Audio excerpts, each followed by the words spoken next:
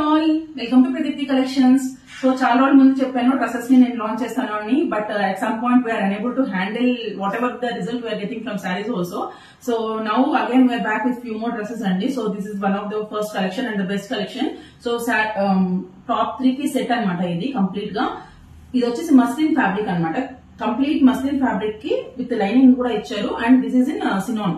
So chinon లో ఇలా position prints తో ఇచ్చారనమాట దుపట్టాని అండ్ వెరీ క్లాసీ ఫీల్ అనమాట.